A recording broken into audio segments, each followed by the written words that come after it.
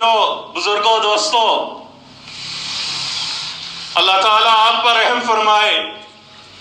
یہ جو وقت جس دور میں ہم رہ رہے ہیں، یہ دور مشکلات چیلنجز کے ساتھ بھرا ہوا ہے۔ کچھ تو ایسے ہیں جنہیں اپنی صحت کی فکر کھائے جا رہی، کسی کو اپنی اولاد کی فکر مندی، کسی کو رزق میں تنگی کا ڈر، اور کسی اپنے مستقبل اور حال کی پریشانی اسے آرام کی نیند سونے نہیں دیتی۔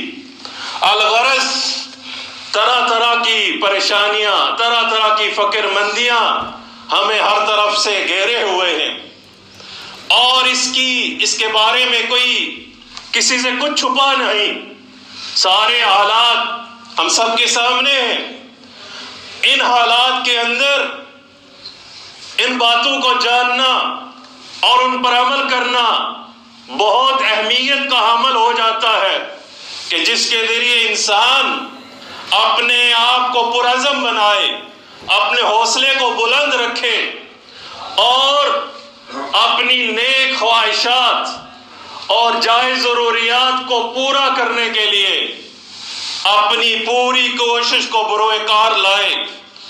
تو ایسے میں ان باتوں کو جاننا اور ان پر عمل کرنا وہ انسان کے لیے انتہائی ضروری ہے۔ انہی باتوں میں اور یہ بھی جاننا چاہیے کہ اگر ایسا نہ کیا تو یہ خدشات اور یہ فکر مندیاں ہمارے لیے ہماری ہلاکت کا سبب ہو سکتی ہے، اور اسی وجہ سے انسان طرح طرح کی بیماریوں میں مبتلا ہوتا ہے۔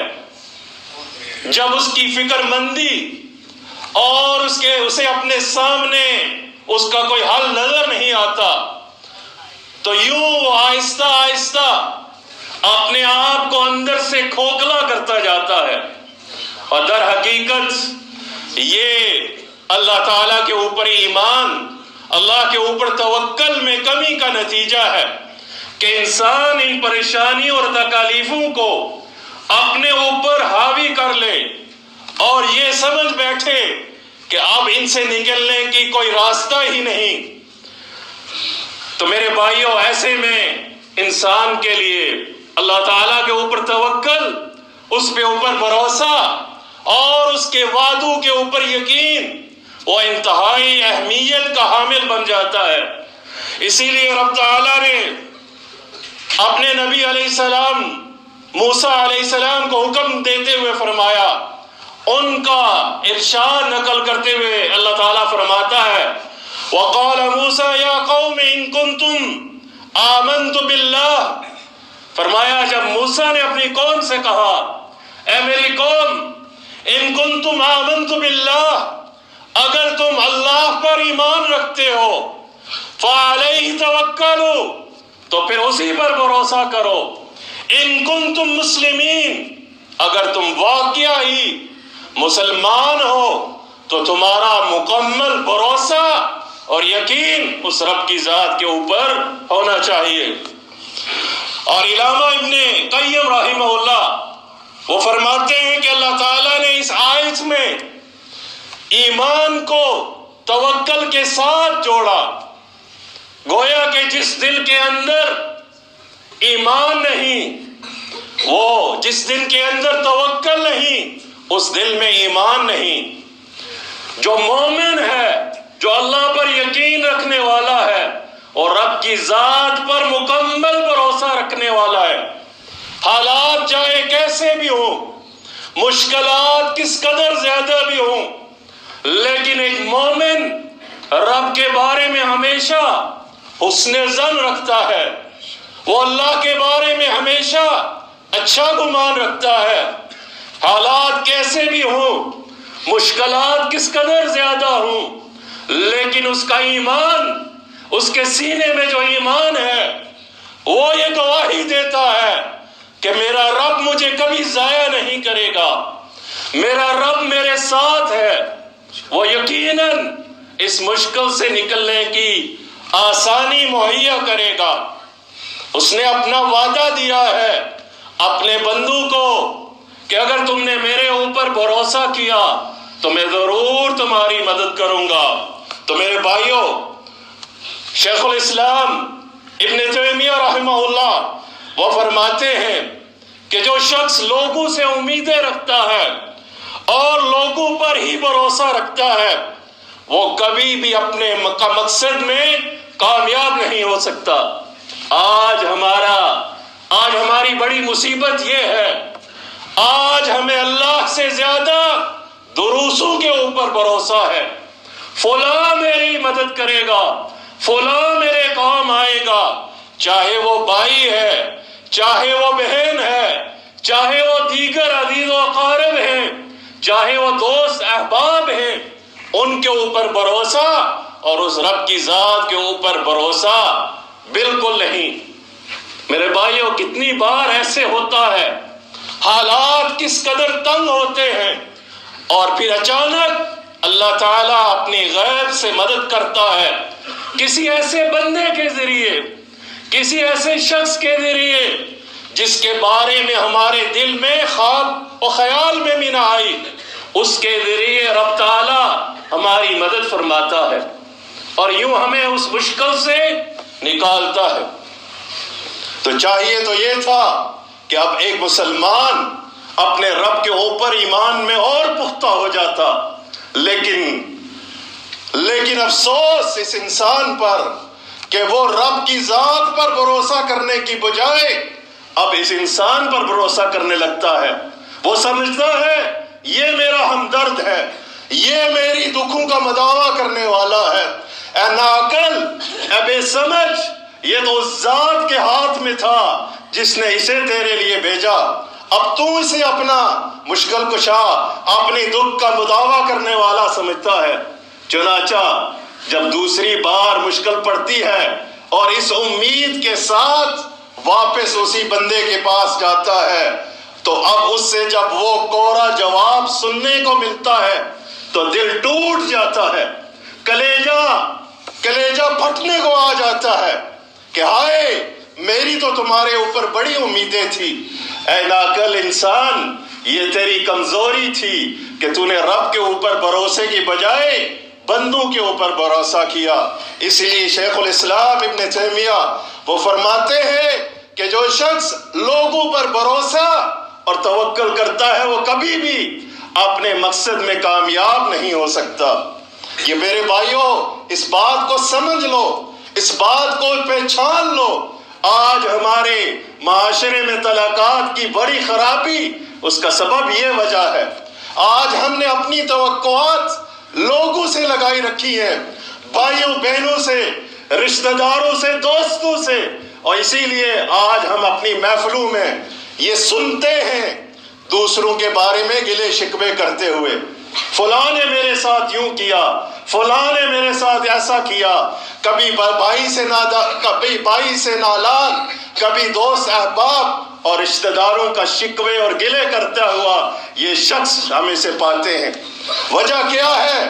وجہ یہ ہے کہ ہم نے رب کی ذات کے اوپر بھروسے کی بجائے لوگوں پر اپنی توقعات اور اپنی امیدیں لگائی رکھی۔ لوگ اب ہماری امیدوں پر کیسے پورا اترے، کیسے وہ ہماری توقعات پر پورا اترے؟ میرے بھائیوں، جب تمہارا اپنا جسم تمہارے ساتھ وفا نہیں کرتا، تمہارا اپنا جسم تمہارے ساتھ بے وفائی کرتا ہے، تم دوسروں سے وفا کیوں ڈھونڈتے ہو؟ یہی ہاتھ، یہی پاؤں جسے تم چل کر جب چاہتے اٹھ کر چلے پڑتے اور یہ قدم تمہارا ساتھ دیتے، یہ ہاتھ جب تم چاہتے اس سے جو چیز چاہتے وہ پکڑ لیتے، ایک وقت آتا تم اس ہاتھ کو حکم دیتے چیز کو اٹھانے کے لیے، لیکن فالج کی وجہ سے یہ ہاتھ تمہاری بات کو ماننے کے لیے تیار نہیں، یہ قدم تمہارا ساتھ دینے کے لیے تیار نہیں، یہ تمہارا جسم تمہارے ساتھ وفا نہیں کرتا، تم لوگوں سے وفا چاہتے ہو۔ کس قدر نادانی ہے! اس رب کے اوپر بھروسہ کرو، اس رب سے وفا چاہو جو کبھی بے وفائی نہیں کرنے والا، جو کبھی اپنے بندوں کو ضائع نہیں کرتا، جو کبھی اپنے بندوں کی توقعات کو نہیں توڑتا۔ میرے بھائیو، قرآن اس واقعات سے بھرا پڑا ہے۔ کتنے ہی ایسے واقعات ہیں۔ ہاجرہ، اسماعیل علیہ السلام اور ان کی والدہ ہاجرہ کا واقعہ آپ سب جانتے ہیں۔ جب ابراہیم علیہ السلام کو اللہ تعالیٰ نے حکم دیا کہ اپنی بیوی اور اپنے بیٹے کو اس بیابان ویران صحرا میں چھوڑ کر آؤ، تو ابراہیم علیہ السلام اپنی بیوی اور اپنے بچے کو چھوڑتے ہیں، کچھ مشکیزہ پانی کے ساتھ اور کھجوروں کے ساتھ، اور چھوڑ کر واپس چلے پڑتے ہیں۔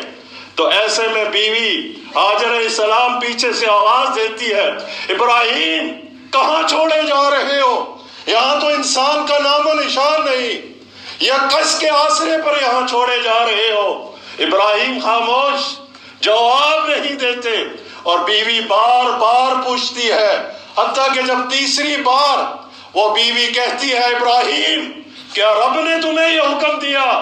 تو ابراہیم علیہ السلام فرماتے ہیں، ہاں یہ میرے رب کا حکم ہے، یہ میرے رب کے حکم ہے۔ تو پھر وہ نیک بخت عورت کیا کہتی ہے؟ ذرا اس کی ایمان کا جائزہ لو۔ جنگل بیابان ہے، کوئی انسان کا نام و نشان نہیں، تو وہ کہتی ہے، اگر میرے رب نے تمہیں یہ حکم دیا تو میرا رب مجھے ہرگز ضائع نہیں کرے گا، میرا رب مجھے کبھی ضائع نہیں کرے گا، مجھے اور میرے بیٹے کو کبھی رب ضائع نہیں کرے گا۔ اور پھر کیا ہم دیکھتے نہیں کہ اللہ نے کس قدر اعلیٰ شان و مرتبت عطا کیا کہ آج ہم ہزاروں سال بعد بھی اس واقعے کو یاد کرتے ہیں۔ میرے بھائیوں، یہ توکل تھا، یہ بھروسہ تھا رب کی ذات کے اوپر، اور اسی بات کو رب تعالیٰ نے متعدد مقامات پر اس چیز کا تذکرہ کیا۔ لیکن یہ بھی جان لو، توکل، اللہ پر بھروسہ، اس کا مطلب یہ نہیں کہ انسان اپنی کوشش، اپنے اسباب کو اختیار نہ کرے۔ امام ابن باز، امام عبدالعزیز بن باز رحمہ اللہ، جو بہت کبار علماء میں سے ہیں، وہ فرماتے ہیں کہ اللہ کے اوپر توکل یہ دو باتوں پر مبنی ہے کہ انسان، پہلی بات کہ وہ اللہ تعالیٰ کے اوپر مکمل بھروسہ کرے، اسباب کو اختیار کر کے۔ پہلی بات یہ کہ اللہ تعالیٰ کی ذات پر مکمل بھروسہ کرے، اسباب کی بجائے رب کی ذات پر بھروسہ کرے۔ اور دوسری بات یہ ہے کہ وہ اسباب کو اختیار نہ کرنا، یہ توکل نہیں۔ فرمایا اسباب کو اختیار نہ کرنا یہ توکل نہیں، بلکہ توکل یہ ہے کہ اسباب کو اختیار کیا جائے۔ پھر شیخ رحمہ اللہ فرماتے ہیں کہ جو شخص اسباب کو اختیار کیے بغیر اللہ پر توکل کرتا ہے اور کہتا ہے نحن متوکلین، ہم اللہ پر توکل کرنے والے ہیں، تو فرمایا ایسا شخص وہ شریعت کی بھی خلاف ورزی کرنے والا ہے اور عقل کی بھی خلاف ورزی کرتا ہے۔ یہ نہ تو اس شریعت نے اس کا حکم دیا اور نہ ہی عقل اس بات کو مانتی ہے کہ انسان بغیر اسباب کو اختیار کیے رب کے اوپر بھروسہ کرے اور کہے میں نے توکل کیا۔ اور میرے بھائیوں، اس بارے میں قرآن واقعات اس میں موجود ہیں۔ موسیٰ علیہ السلام کو جب اللہ تعالیٰ نے حکم دیا کہ فرعون سے بچنے کے لیے بنی اسرائیل کو لے کر چلیے، اور سامنے سمندر ہے اور پیچھے فرعون کا لشکر ہے، ایسے میں اللہ تعالیٰ حکم دیتا ہے، ذرا اس واقعے کو اپنی آنکھوں کے سامنے رکھیے کہ سامنے سمندر ہے، پیچھے فرعون کی آرمی ہے، اور بنی اسرائیل کہتے ہیں کہ موسیٰ تم نے تو وعدے کیے تھے، آج تو ہم پکڑیں گے، اب تو بچنے کی کوئی گنجائش ہی نہیں۔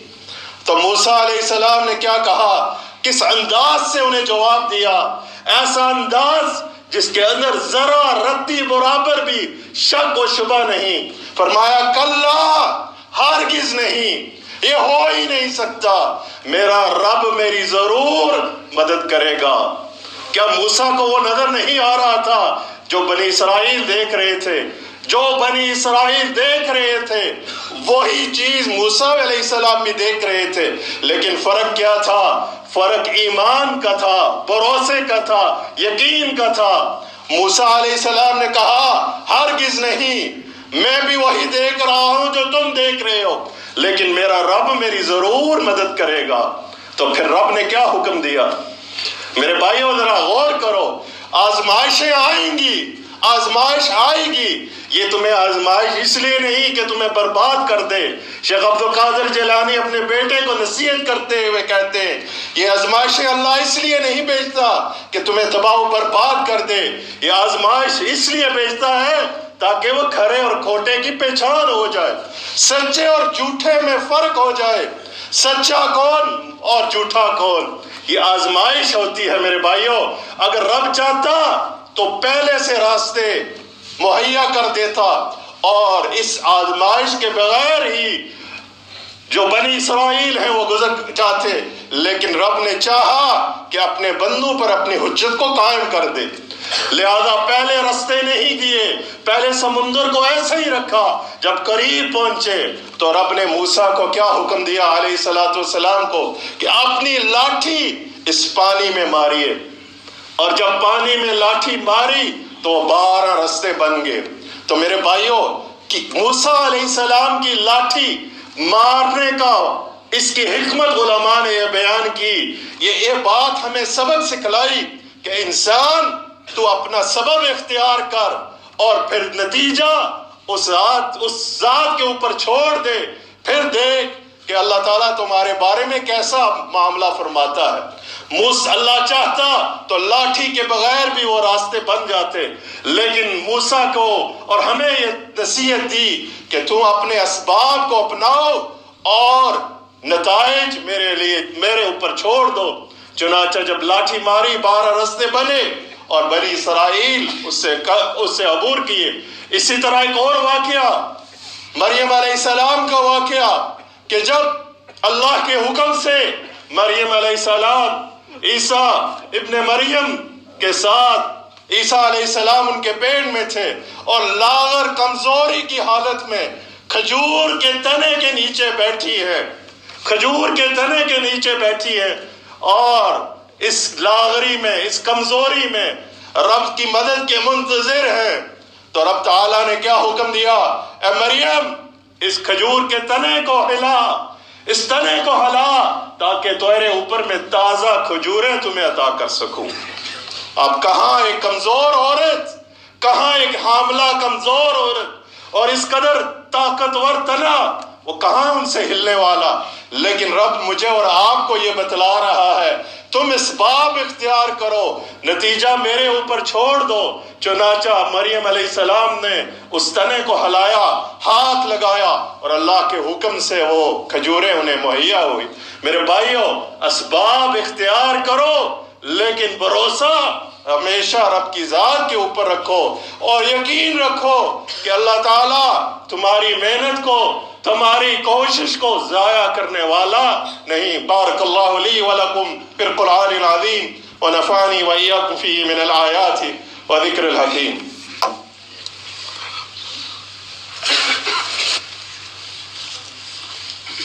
بسم اللہ والحمدللہ والصلاة والسلام علی رسول اللہ۔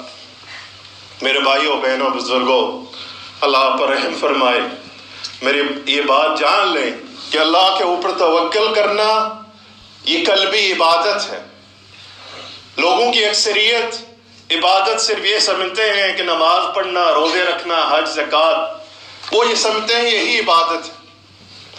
کوئی شک نہیں یہ ساری کی ساری عبادات ہیں، لیکن ان کے علاوہ بھی عبادات ہیں جو دل کی عبادات ہیں، جیسے کہ خوف۔ یہ خوف، دل میں اللہ کا خوف رکھنا، یہ عبادت ہے، دل کی عبادت ہے۔ مسلمان اس کے ذریعے اللہ تعالیٰ سے اجر پاتا ہے۔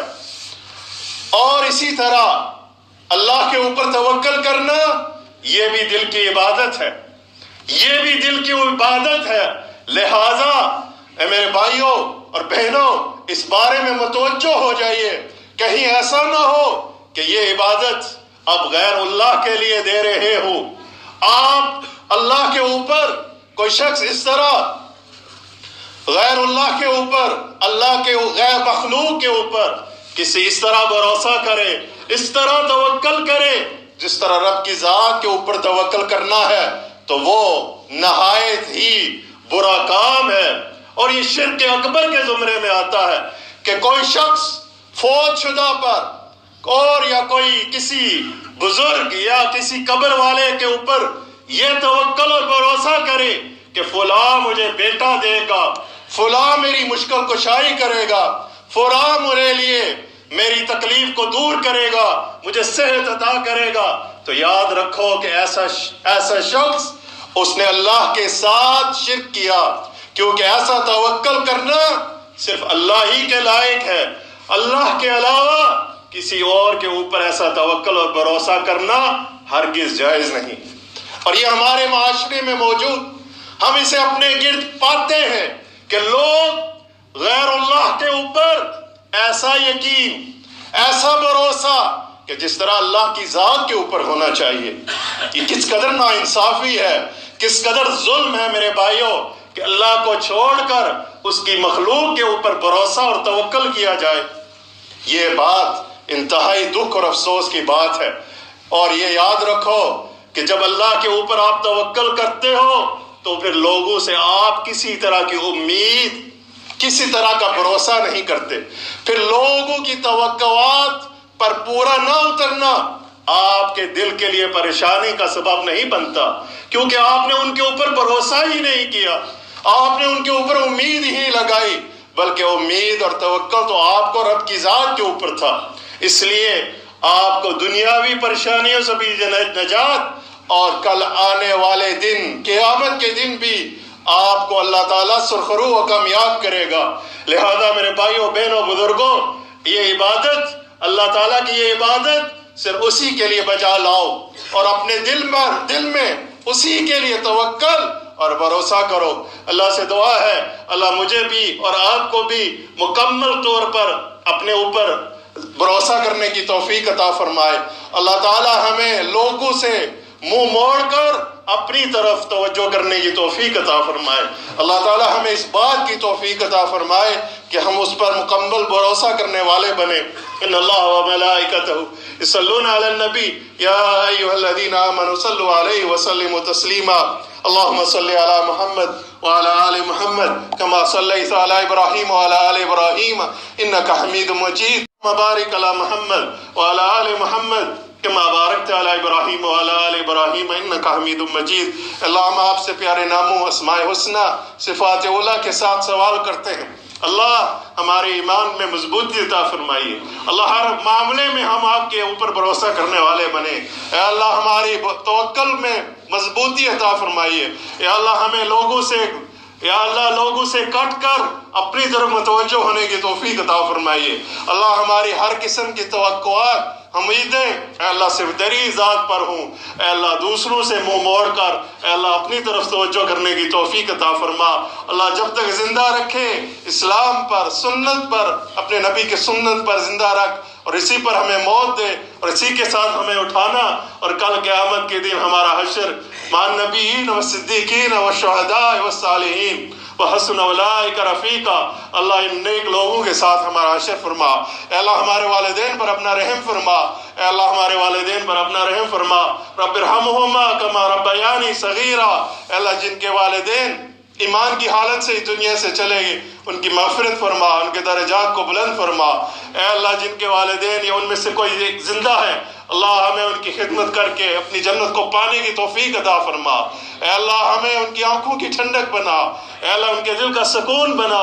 اللہ ہماری اولادوں کی اصلاح فرما۔ اللہ ہماری اولادوں کو ہماری آنکھوں کی ٹھنڈک، ہمارے دل کا سکون بنا۔ اے اللہ ہماری نیتوں کی اصلاح فرما۔ اللہ ہماری اولادوں کی اصلاح فرما۔